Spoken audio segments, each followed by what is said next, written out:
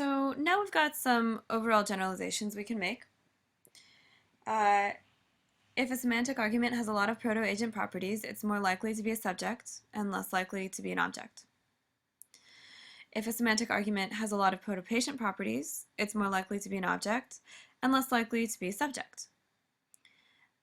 Crucially, these are going to be properties assigned by the verb to their arguments, not necessarily things that are inherent in the participants.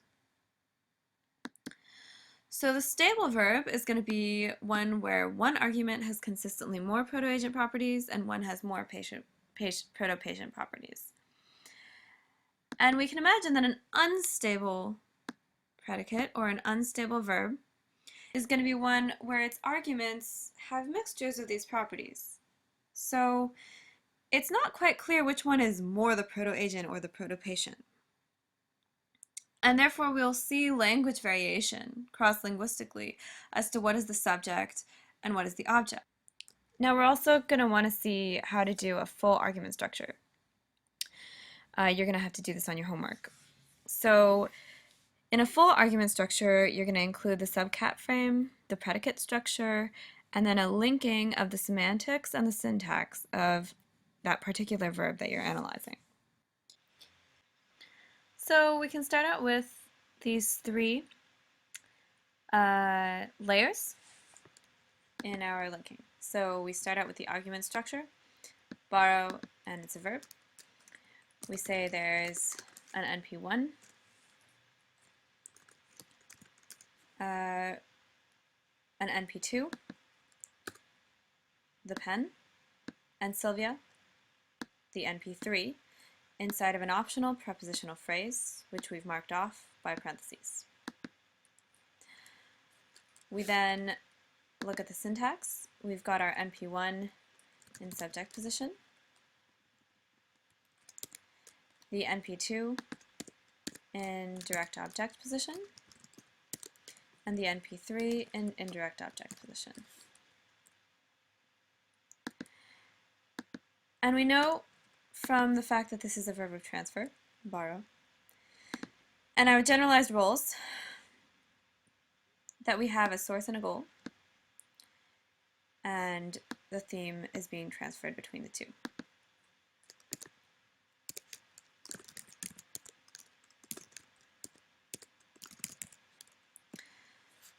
So here we have a basic argument structure,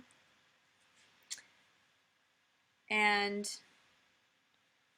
we usually want to link these with the lines that you see in Word or whatever word processor you use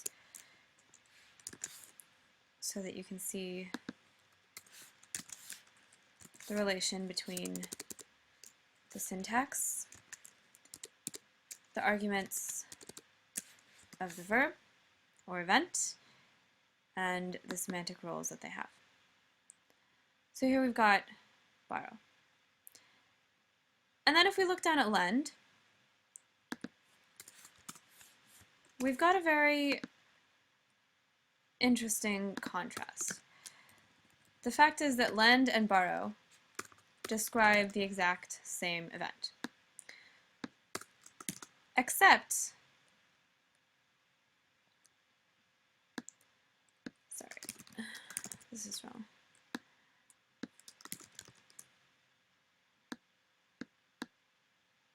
Except that the source and the goal are switched.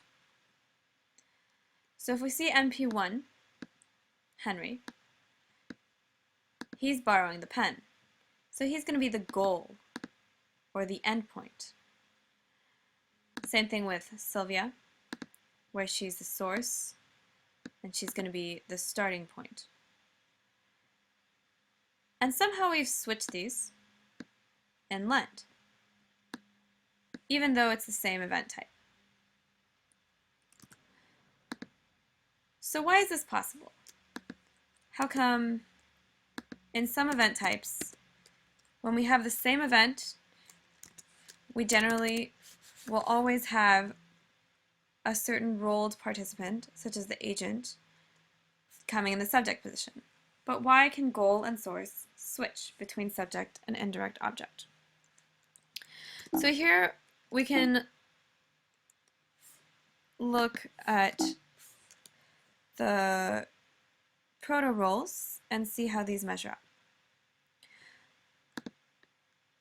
So let's look at NP1, NP2, and NP3 here. So in this borrowing/lending event, both NP1, the goal, Henry, and NP2, the source, Sylvia, are causing the eventuality. They also seem to be intentional. Are they active? Perhaps. I'm not sure if that's necessary. And they probably need to be sentient. Although you can borrow a book from a library, and a library can lend a book out to you. But it is a group of people. So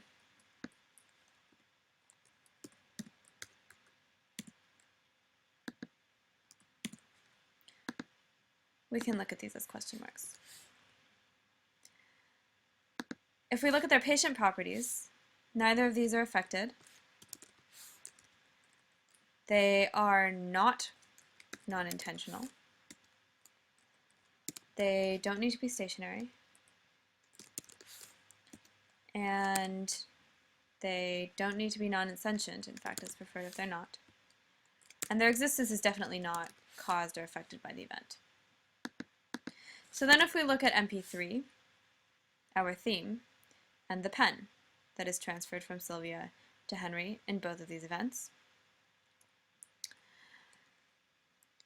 it's not the cause, it's not intentional, doesn't need to be active, doesn't need to be sentient. It may be affected in a certain way. It is definitely non-intentional, although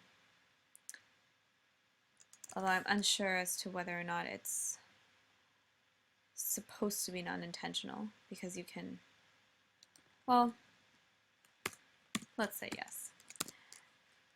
It's not necessarily stationary. In fact, it's being transferred. I'm not sure if it needs to be non-sentient. Usually it does. And its existence is not caused by the event. So I don't know about this NP3, but it seems to be in the category of things I'm not sure what to do about, which makes me comfortable calling it a theme. But it definitely has less proto-agent properties than NP1 and NP2. And NP1 and NP2, crucially, have exactly the same number of proto-agent properties and are on the same level with one another. So sentences 1 and 2 have switched NP3 and NP1. The source and goals don't seem to care about where they go syntactically relating to the verb. And these arguments can either link to the subject or the indirect object positions. So we expect that this kind of event, cross-linguistically, will look either of two ways in a language. Either it could be a predicate that doesn't care which arguments go where, as in rent in English, or it's going to be a predicate that has two verbs for the same event, each one simply focusing or highlighting, for pragmatic reasons, the participant that comes in the subject position. So with that, we end our section substitute for this week. Good luck on the homework.